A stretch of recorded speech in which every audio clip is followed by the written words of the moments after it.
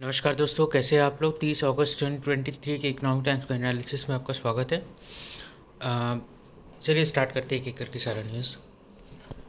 पहला news, G20 weekend, travel companies cheer but traders on edge. देखिए, एक छोटा सा ही न्यूज़ है।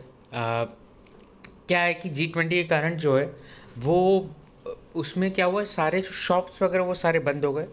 एंड ऑब्वियसली अगर G20 के इतने सारे मेंबर्स आएंगे तो आपके जो ट्रैवल कंपनीज़ है उनकी जो बुकिंग वगैरह है, होटल की बुकिंग बोल लो या you know in city travel करने के लिए जो गाड़ी वगैरह लगेगी वो सब की बुकिंग वो सब पीक पे है। तो अब ये आर्टिकल यही बोल रहा है कि भाई इन जो ट्रैवल कंपनीज है इनको तो फ़ायदा हो गया G20 के इधर एक सिटी से आने से, बट लोकल शॉप्स जो है जो कि ट्रेडर्स है उन लोगों को फ़ायदा नहीं हुआ। तो ये किस लिए नहीं हुआ दोस्तों? क्योंकि ऑब्वियसली शॉप्स वगैरह बंद थे। और इस चीज़ को एक और डिमेरिट बताया जा रहा है कि चलो ठीक है, एक पोटेंशियल सेल तो मेरा गया ही। एक ट्रेडर कहता है भाई मेरा एक पोटेंशियल सेल तो गया, साथ ही साथ ये जो मेरे कस्टमर्स हो सकते थे जो कि आज के रेट में अगर जैसे प्रोडक्ट पसंद आता फिर वो बाद में डिमांड करते तो हम एक्सपोर्ट भी बिल्टअप कर सकते थे। दूर की बात है, बट उनका ये कहना है कि भाई एक्सपोर्ट भी हो सकता था ये आने वाला टाइम में प्रोडक्ट, बट ये भी नहीं हो पाएगा। क्यों? बिकॉज आप सिर्फ अपने जो शॉप्स वगैरह वो बंद करके रखे हो।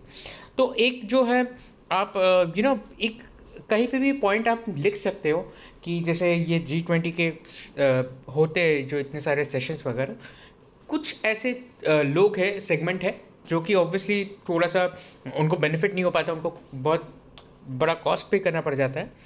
तो ये आप अपना बस एज अ पॉइंट ऐड कर सकते हो, बट इस इज दैट देखिए ये सब सेफ्टी के लिए होता है। तो यही एक रीज़न है, इसके अलावा कोई रीज़न नहीं है कि भाई बंद करके रखे सारे शॉप्स वगैरह को, but this is how it is. एक दूसरा रीज़न ये भी बोल सकते हो कि अगर ये शॉप्स वगैरह बंद रहेंगे तो ऑब्वियसली लोगों का मूवमेंट कम रहेगा रास्ते वगैरह में। और क्योंकि देखिए अगर शॉप्स बंद है तो अगर लोगों को रिस्ट्रिक्ट किया जाए मूवमेंट से तो बहुत हद तक तो ये क्लेम नहीं कर सकते कि भाई हमें ऑफिस जाना है या कहीं और जाना है, क्योंकि उस दिन सारे शॉप्स वगैरह रिटेलर्स और जितने भी ट्रेडर्स वगैरह सबके बंद रहेंगे। तो इसलिए ये भी एक रीज़न है। नेक्स्ट न्यूज़ दोस्तों, NITI readying policy push for elderly care.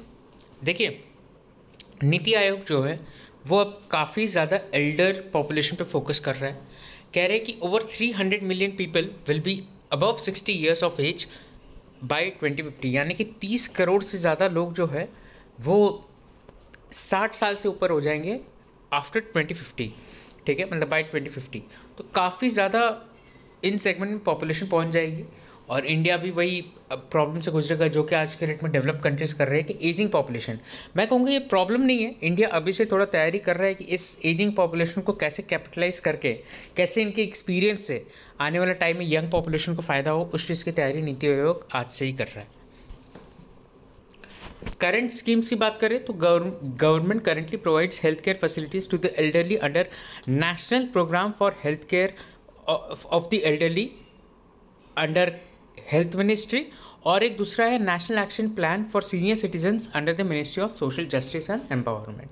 ठीक है, ये दो स्कीम्स अभी भी चल रहे हैं। हालांकि बोला जा रहा है कि ओल्ड एज होम्स जो कि है उनको लेके, वृद्धाश्रम जिसको बोलते हैं, उनको लेके एक नेशनल लेवल पॉलिसी अभी तक नहीं बना है, तो उसको भी डेवलप करने का कोशिश कर रहा है NITI Aayog.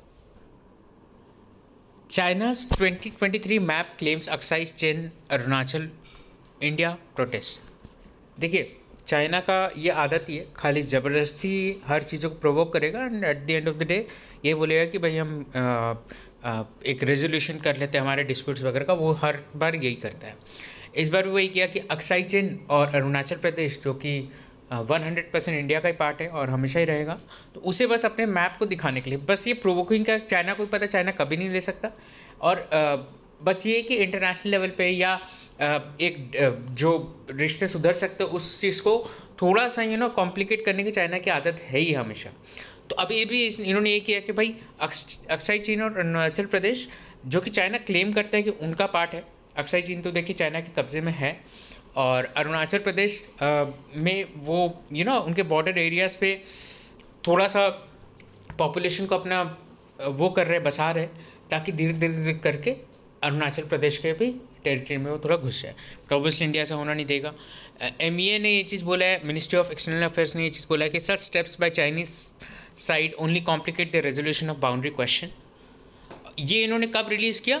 Map was release by the China's ministry of natural resources during the celebration of surveying and mapping publicity day and the National Mapping Awareness Publicity Week on Monday in Daejeon County, ठीक है, Xinjiang province, according to China Daily. तो बस एक छोटा सा ही news था ये। नेक्स्ट न्यूज़ दोस्तों, centre changes stance after opposing Bihar caste सर्वे।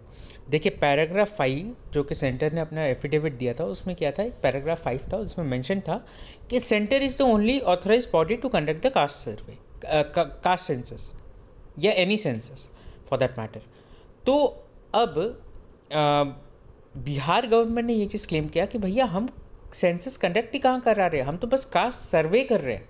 तो जब अगर हम कास्ट सर्वे कर रहे हैं तो सेंटर ये तो नहीं बोल रहा है कि भाई हम सिर्फ सेंसस, मतलब सेंटर क्या बोला, हम सेंसस करेंगे और हम ही एक बॉडी जो हम सेंसस कंडक्ट कर सकते हैं। बिहार गवर्नमेंट बोल रहा है ओके हम तो वैसे भी कास्ट सर्वे कर रहे हैं, हम तो सेंसस कर ही नहीं रहे, तो ये आपका तो प्रोविजन इनवैलिड हो गया। अब सेंटर ने एक फ्रेश एफिडेविट दिया, बोला कि वो गलती से हमारे से हो गया था कि हमने लिख दिया था कि भाई सेंटर जो है सेंसस नहीं कंडक्ट कर सकता।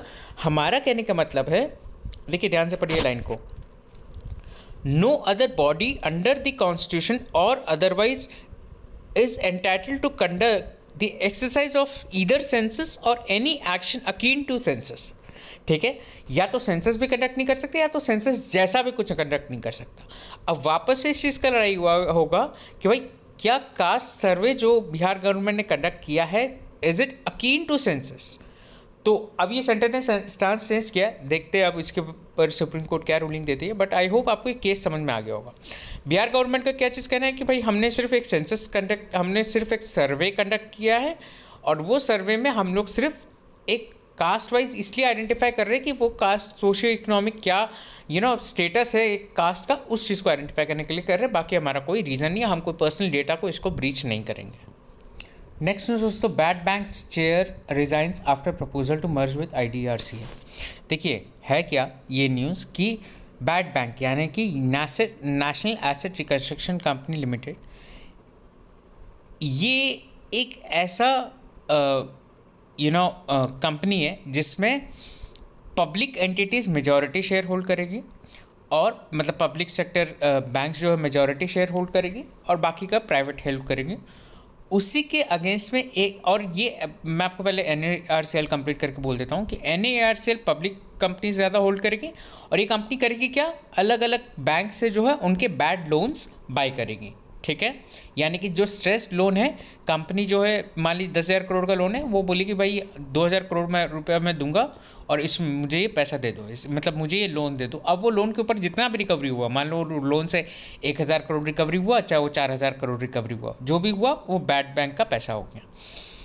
इसके अगेंस्ट में एक और कंपनी है, that is India debt resolution company limited, that is IDRCL। ये कंपनी क्या है, ये एज एन एजेंट है, bad bank as a principal है, IDRCL एज एन एजेंट है। एज एन एजेंट मतलब ये खुद मैनेजमेंट का टर्न अराउंड करने की कोशिश करेगा, ये खुद इन्वॉल्वमेंट लेगा पूरे डील में और देखेगा कि भाई कितना हद तक हम क्या मैक्सिमम इसे वसूल सकते हैं या मैक्सिमम रियलाइज कर सकते हैं, आप ये चीज़ समझ लो। ठीक है, तो दिस इज IDRCL। पहले जब हमारा बैड बैंक का जब हमारा कॉन्सेप्ट आया था इंडिया में एज एन जब इंट्रोड्यूस किया था, तो बोला गया था कि ये दो एंटिटीज साइमल्टेनियसली एग्जिस्ट करेंगे, जिसमें NARCL पब्लिक कंपनी ज़्यादा होल्ड करेंगे, IDRCL प्राइवेट कंपनीज का मेजॉरिटी होल्ड रहेगा। बट अब ये बोला जा रहा है कि भाई दोनों स्ट्रक्चर को मर्ज कर दिया जाएगा और सिर्फ NARCL के पास ही पावर रहेगा।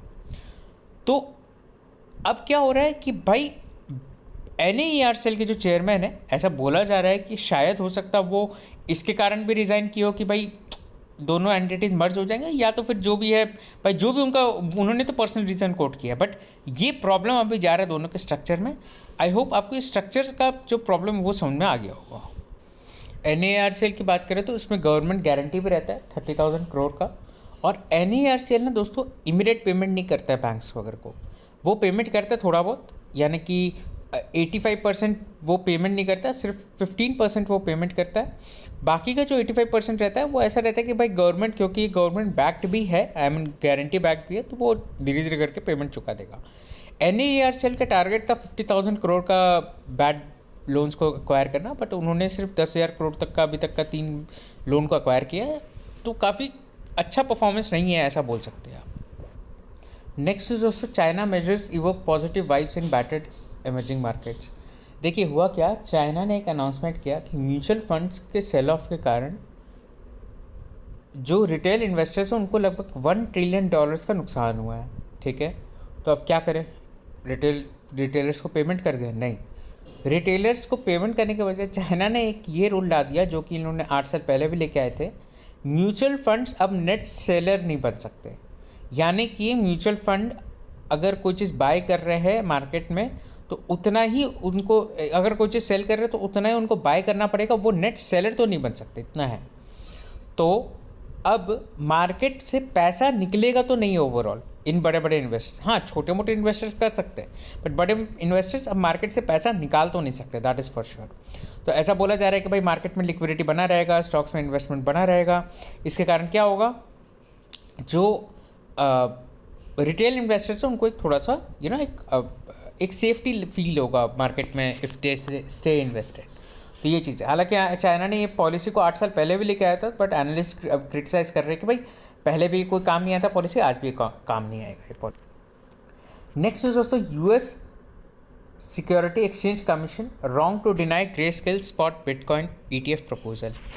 देखिए हुआ क्या, US ने पहले बिटकॉइन को लेके ETF फ्यूचर्स में इन लोग ने, एक्सचेंज ट्रेडेड फंड होता है बिटकॉइन का, उन लोग ने फ्यूचर्स और स्पॉट्स 2 मार्केट होते हैं, आपको पता होगा।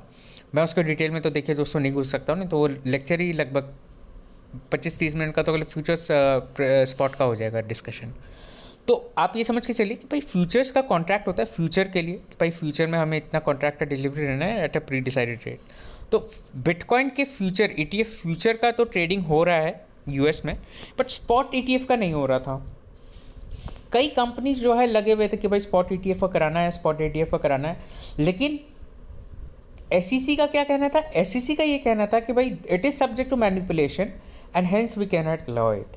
जब सुप्रीम कोर्ट के, US के सुप्रीम कोर्ट में जब मैटर गया तो सुप्रीम कोर्ट ने बोला यार ये क्या दोगलापन है, आपने बोला कि भाई US का SEC में, मतलब SEC को इन्होंने ये चीज़ बोला कि भाई आप बोल रहे हो फ्यूचर्स अलाउड है, ठीक है, futures is a consequence of spot market, agreed.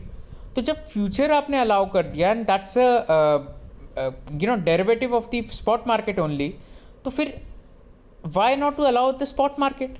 तो बोले नहीं सब्जेक्ट टू मैनिपुलेशन। बोला भाई सब्जेक्ट टू मैनिपुलेशन तो तुम्हारा फ्यूचर भी तो फिर सब्जेक्ट टू मैनिपुलेशन हो क्या, why did you allow it then.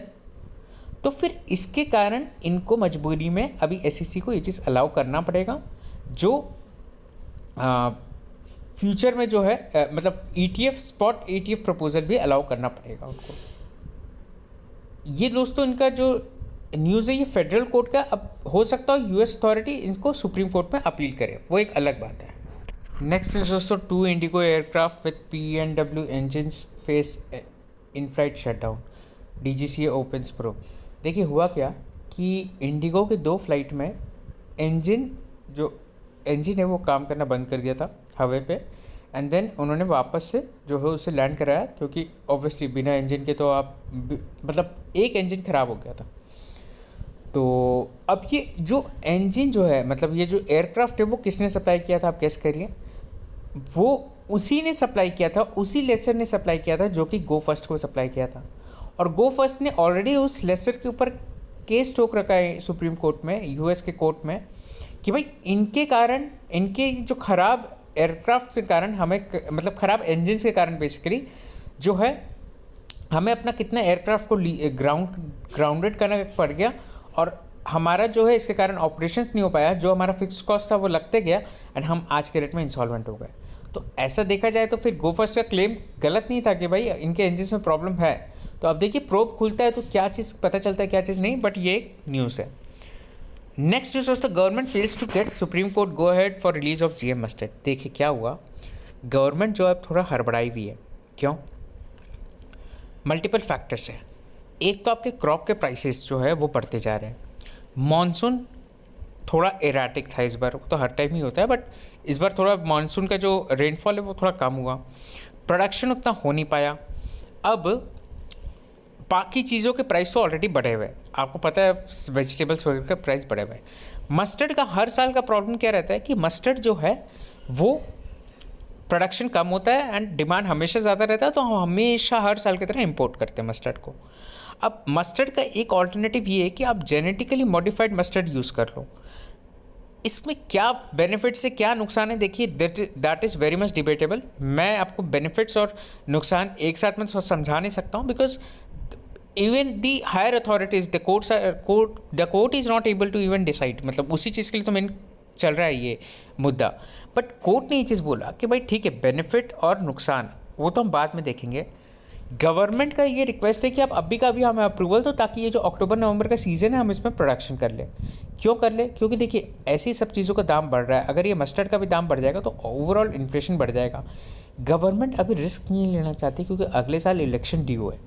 अगर आप इतना इन्फ्लेशन अगर बढ़ा दोगे, मार्केट में अवेलेबिलिटी मस्टर्ड ऑयल की भी इतनी कम हो जाएगी, लोग ऐसे ही इतने महंगाई से परेशान है, तो अगर आप ये भी चीज़ जो फैक्टर कंट्रोल कर सके वो तो करें। तो सुप्रीम कोर्ट ने ये चीज़ बोला कि भाई आप बताओ ना क्या रीज़न है। ऑब्वियसली गवर्नमेंट ये तो नहीं बोल सकती भाई हमारा इलेक्शन आ रहा है नेक्स्ट ईयर, तो सुप्रीम कोर्ट ने बोला कि देखिए फ़ायदा है नुकसान है क्या नहीं, हमें और थोड़ा टाइम चाहिए और थोड़ा स्टडी कंडक्ट कराना है। ऐसा नहीं है कि इस साल सोइंग सीजन आया मस्टर्ड का, अगले साल आएगा नहीं, अगले साल भी आएगा और उसके अगले साल भी आएगा। तो वी हैव टू वेट, क्योंकि ये इरिवर्सिबल डिसीजन है। अगर एक बार हम लोग ने गो हेड दे दिया एंड उसके अगर कोई नुकसान हुआ तो वो रिवर्सिबल नहीं रहेगा, सारे आपके क्रॉप्स वगैरह डैमेज हो जाएंगे। और जो आप अगर कोई ख़राब अगर इसका इम्पैक्ट हुआ तो जो आप क्रॉप्स को बढ़ाने के लिए, प्रोडक्शन बढ़ाने के लिए चीज़ कर रहे हो, तो उल्टा आपको बाकी क्रॉप्स का प्रोडक्शन कम हो जाएगा। तो ऐसा सब सुप्रीम कोर्ट ने इस चीज़ का अपना डिसीजन सुनाया। नेक्स्ट दोस्तों, PLI scheme for automotive sector tweet. देखिए ऑटोमोटिव सेक्टर में अभी PLI स्कीम में थोड़े बहुत चेंजेस किए गए। क्या चेंजेस किए गए? एक तो क्वार्टरली डिस्पर्सल होगा PLI का, पहले एनुअली होता था, अब हर साल हर क्वार्टर का आपका जितना भी रेवेन्यू रहेगा उसके बेसिस पे डिस्पर्सल होगा। सेकेंड चीज़ ये रहेगा कि टेस्टिंग एजेंसीज के मतलब का जो नंबर है उसे बढ़ाया जाएगा, सो दैट क्लियरेंसेस थोड़ा फास्टर हो पाए, ठीक है। And PLI benefits extended by year, और एक साल तक आपको और एक साल आपको जो है आप PLI का फ़ायदा उठा सकते हो। So that's it from my side दोस्तों, आज के लिए इतना ही। Have a nice day.